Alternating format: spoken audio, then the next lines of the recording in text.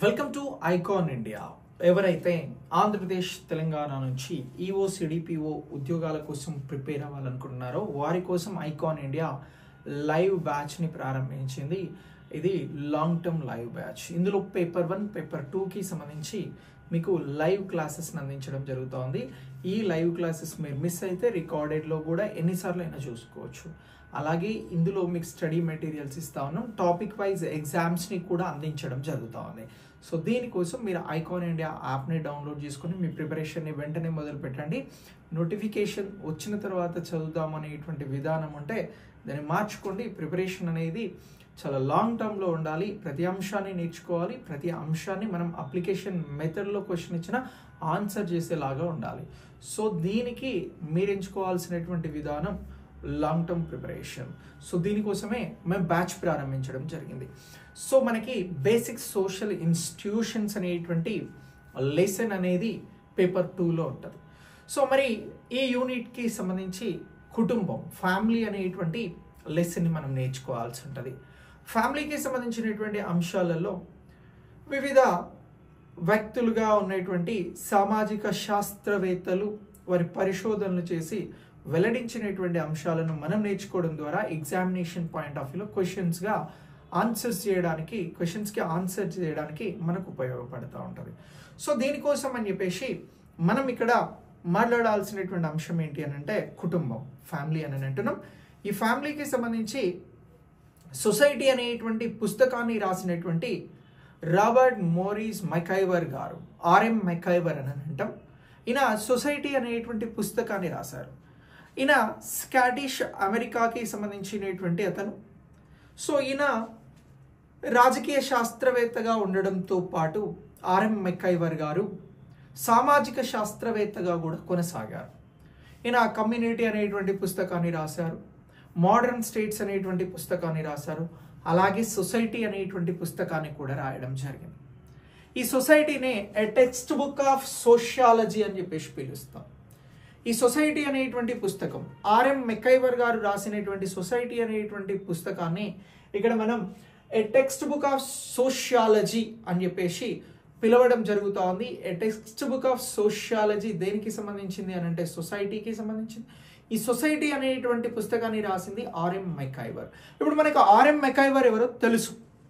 So ఈయన ఒక అమెరికాకి సంబంధించినటువంటి రాజకీయ సామాజిక శాస్త్రవేత్త అని అంటున్నాం.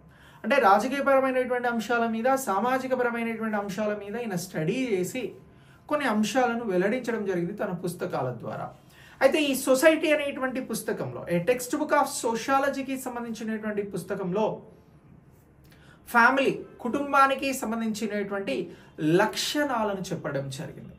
సో ఇలా ఆర్ఎం మెకైవర్ గారు తను రాసినటువంటి సొసైటీ అనేటువంటి పుస్తకంలో కుటుంబానికి సంబంధించి ఏ లక్షణాలను చెప్పాడు, వాటిని గుర్తించండి అని మనల్ని క్వశ్చన్గా అడగొచ్చు. అలా క్వశ్చన్గా అడిగితే మనం చెప్పాల్సినటువంటి లక్షణాలు 6 ఉంటాయి.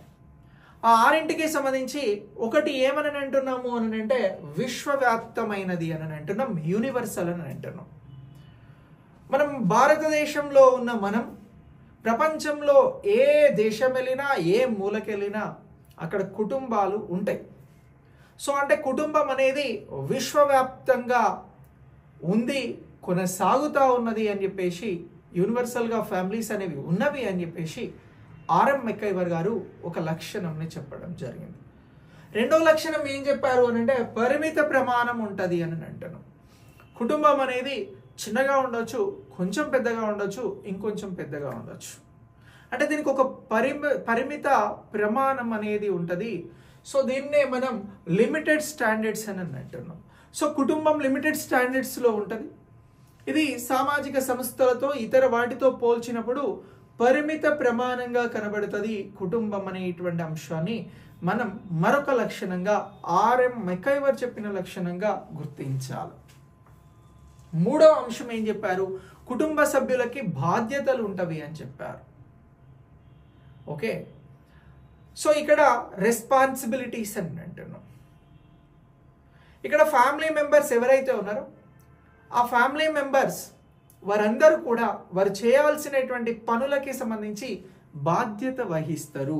వారికి ఉన్నటువంటి వ్యాపారాలు కావచ్చు, వారికి ఉన్నటువంటి వ్యవసాయం కావచ్చు, వారికి ఉన్నటువంటి ఇతర పనులు కావచ్చు.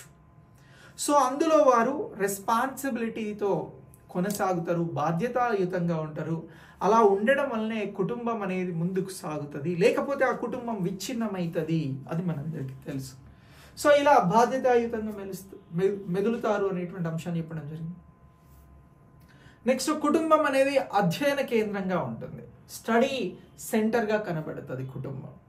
సో ఇక్కడ అధ్యయన కేంద్రంగా ఎందుకు ఉంటుంది అని అంటే, ఒక కుటుంబంలో ఒక చిన్న వ్యక్తి ఉన్నాడు. సో ఆ కుటుంబం అనేది అభివృద్ధి చెందుతూ ఉంది. అందులో చిన్నపిల్లలు అనేవారు వస్తూ ఉన్నారు. ఆ పిల్లలకి సంబంధించిన ప్రతి అంశాన్ని ఎవరు చెప్తారు అన్నంటే కుటుంబమే చెప్తుంది. కుటుంబంలో ఉన్నటువంటి తల్లి, తండ్రి, లేదా తాత, నానమ్మ, అమ్మమ్మ, లేదా అన్న, అక్క ఇలా చెప్తారు. సో అంటే ఒక వ్యక్తికి వారు ఎలా ఉండాలి, ఏం నేర్చుకోవాలి, ఎలా మాట్లాడాలి అనేటువంటి అంశాలలో కుటుంబం అధ్యయన కేంద్రంగా వ్యవహరిస్తుంది అని చెప్పేసి ఆర్ఎం మెకైవర్ గారు వివరించారు లక్షణాలలో. మరొక లక్షణం ఏంటి అని అంటే, సాంఘిక నియంత్రణ అనేది ఉంటుంది అని చెప్పారు.